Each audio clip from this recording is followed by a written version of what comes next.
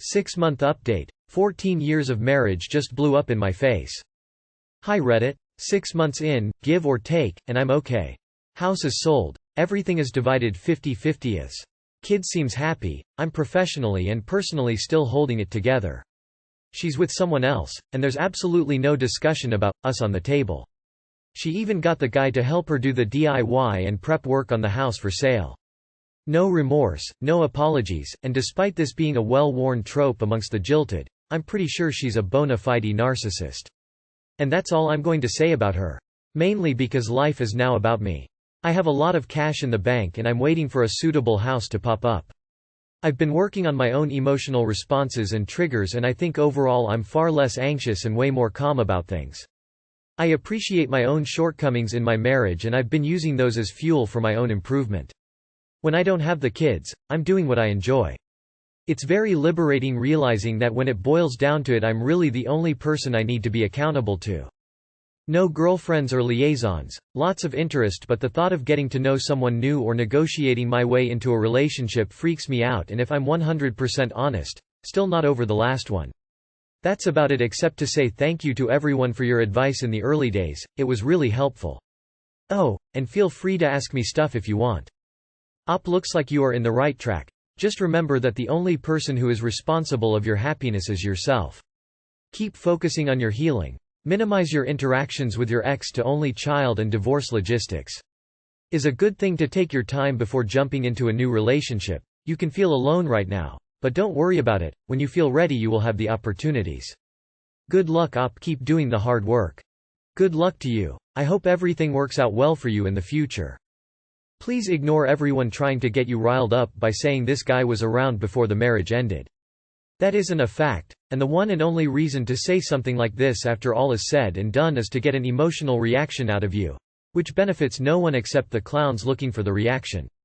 I have personally ended 2 relationships because there was no longer any connection, and each time I was dating someone else within a month or 2, someone I did not know while I was in the previous relationship. You're doing a great job keeping your emotions in check, avoiding unnecessary drama, and doing what's best for yourself and your children. I wish you all the best in the future. So, the guy she is with was the other guy? I don't know your original story, but happy about this one. How old are your kids? How do you handle the different time with each of you, and how do you make sure that swapping between 2 different houses doesn't disrupt them too much? How are the kids holding up? I'm F38 angry that my husband M40 wants to discontinue our kids' treatment of autism. A bit of background. Actually, I did notice that our kid has some issues at around 4-year-old in the sense that she is super negative about herself, has breakdowns often, and can't discern emotions. I suggest taking her to see a psychologist. My husband reluctantly agreed, all the while asserting that there is nothing wrong with her and psychologists can't help with anything since they talk only to earn money. Well, we met a huge jam along the way and he went crazy, screaming and hitting the steering wheel, blaming me for suggesting it. I couldn't take it, and so I decided to stop the treatment. Years later, I found the problem to be more serious, and the school had called my husband to talk about her recent breakdowns. Even the principal was involved.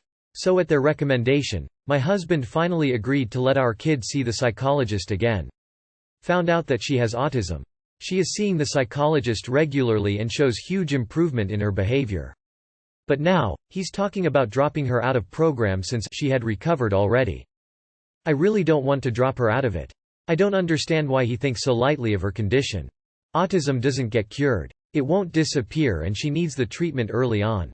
Good on you for realizing this, at least the second time around. And when you drop your daughter there, you might leave your husband in the facility for anger management. Have your husband talk to the therapist. The therapist might explain how autism works and what it looks like long term, and why regular checkups with a professional, doesn't even have to be this specific one, are important. As a 43-year-old man on the autism spectrum, you fight for your kid. They didn't have treatment like this when I was growing up, and it took me years to even present as someone that works be considered normal. I can barely read facial expressions and body language. I just learned about red flags. The only big thing I had going on for me were boundaries.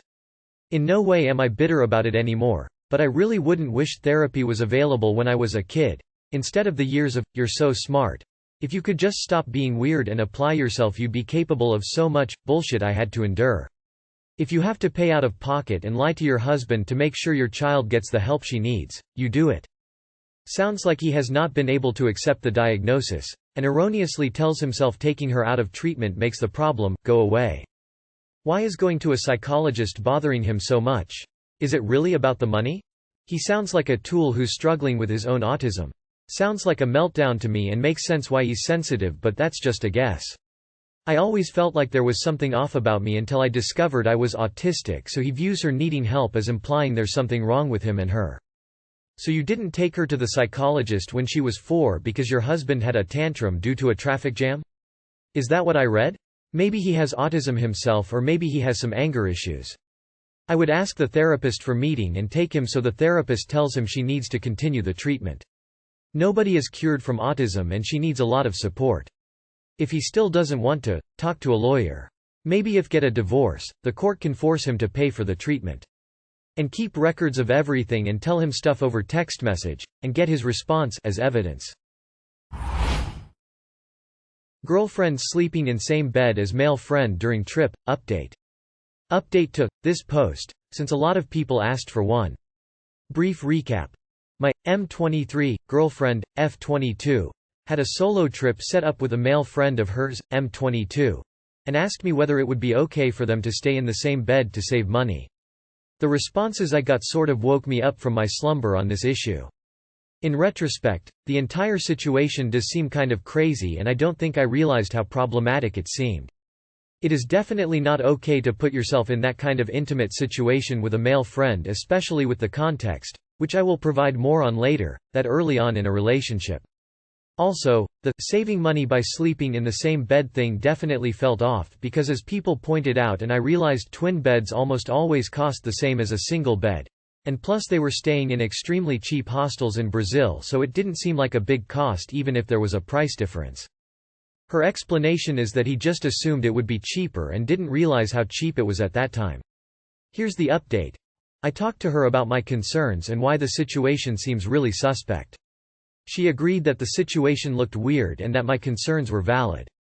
She insisted that even though it looked bad, the relationship she has with this male friend is purely platonic. Unfortunately, I have never met this friend and I had no idea what his intentions were.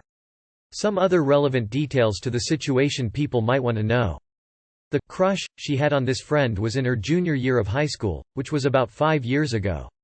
He turned her down at that time, and they both ended up getting into other relationships during their senior years.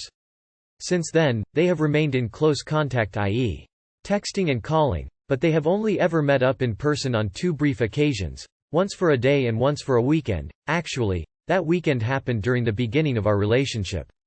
So, this would be the first time they have been near each other in person for an extended period since high school. A lot of people asked when the trip was planned. They had been planning to do this trip way before we started going out, but the actual set dates, tickets were not purchased until while we were in a relationship. She had told me about the trip around that time but not in any detail, i.e., I didn't know it was solo. The fact that there used to be attraction and he asked to sleep in the same bed as her, and other details about this guy I'll get to later, so I didn't think much about it. So what happened after our talk? Like I said, she said she saw why it looked bad and generally was understanding of my discomfort with it. She did also get kind of defensive about her relationship with this person, basically saying that she's not his type and she would never cheat on me even if he put forward any advances on her, and that she felt like I didn't trust her. I said that as much as I trust her, it's really hard to have the level of trust you need for this situation 2 months into a relationship, especially given the context, and that it just seemed like really bad situation to put oneself in. What she essentially said was, I will cancel this trip and not go if you aren't comfortable okay with it, because this relationship is too important to me. The sucky thing is she already had bought tickets and this was some big post-graduation trip for this guy. So, I felt like I was in a very uncomfortable situation. Either I could be the untrusting, jealous boyfriend and tell her she couldn't go and ruin this person's trip, or I could acquiesce and allow myself to be put in this really uncomfortable situation that felt like a violation of my boundaries. Since she is the one who scheduled the trip and bought tickets before actually talking to me about it, it felt unfair to me that I was being given this no-good horrible choice. After asking people for advice and thinking a lot about it, I decided that the best course of action was to essentially say, I am not going to make this choice for you. This is your life and you have more details about the situation than anyone else. You need to decide what you are going to do. You know this person and your relationship with him, but you also know how uncomfortable this is going to make me. I didn't feel at all cool with the idea of telling her she couldn't go. So I felt she needed to decide what to do, and then I could figure out how best to react to the situation from there. She told me pretty quickly after I told her it was up to her to decide what to do that she wasn't going to go on the trip. She told me she was serious about the relationship and didn't want to make me uncomfortable. She also told me that she has never really had role models of serious, committed relationships and is used to people acting casually or not really being interested in committed monogamy, and so she is kind of unfamiliar with how she is meant to act in serious relationships. She also has never really been in a very serious relationship herself until being with me, and so I don't think she's used to the normal dynamics and boundaries that people set. I still do feel bad that she had to cancel the trip, but considering all the details I do think it would have been a violation of my boundaries, and she definitely should have asked me about it when she was planning it earlier, not after it was already set. She also told me more details after making the decision about this guy that made me more confident that the situation was sketchy.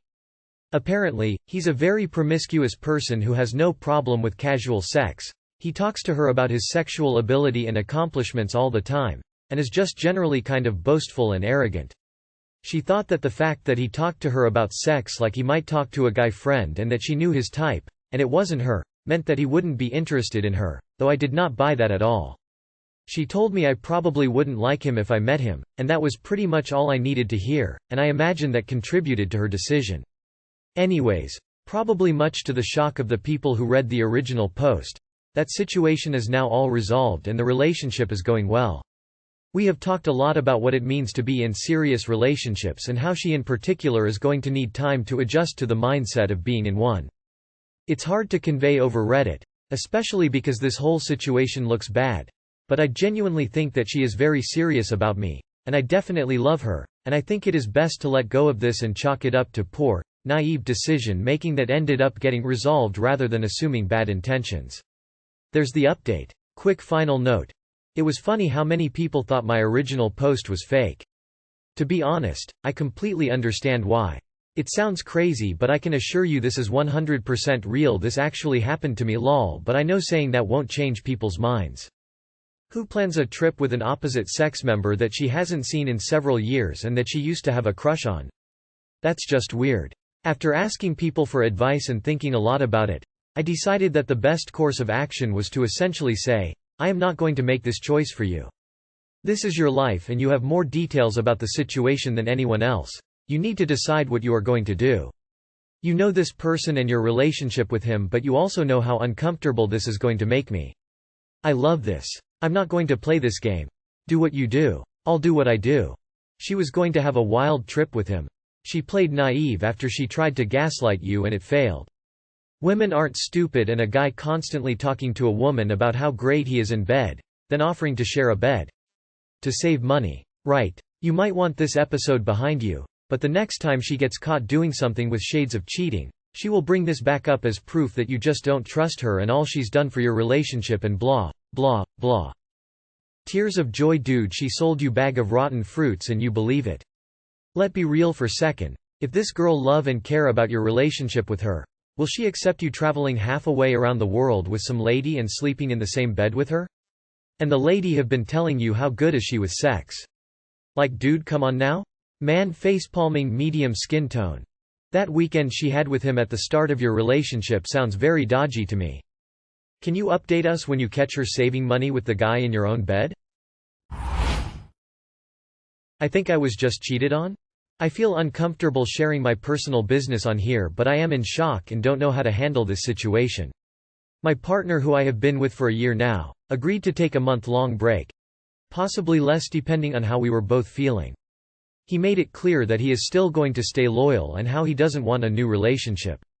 It is day 10 of no contact and I see a picture of a woman sitting on my boyfriend's lap and looking at him in an intimate way.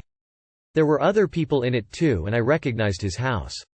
I feel like confronting him ASAP because of how upset I am, but I know an explanation would not make me feel any better. I am so confused, I don't know what to do. Edit. I was not expecting this much interaction, but if you're going to just comment your own view on what a break is or should be, Keep that to yourself because I already explained my situation, circumstances. I don't know why people do these breaks. To most people, when you take a break, you are broken up. It's like a nice way to say I don't want to be with you anymore and I am going to see if there is someone better out there. If I don't find that, then I may come back to you. People don't put it that bluntly, but that is what is meant in a lot of cases. Did you people learn nothing from Friends? Breaks are a stupid idea. Either break up or don't.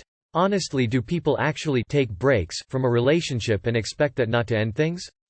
If your relationship is so exhausting that you need a month of no contact in order to recover, why would you want to return in the first place?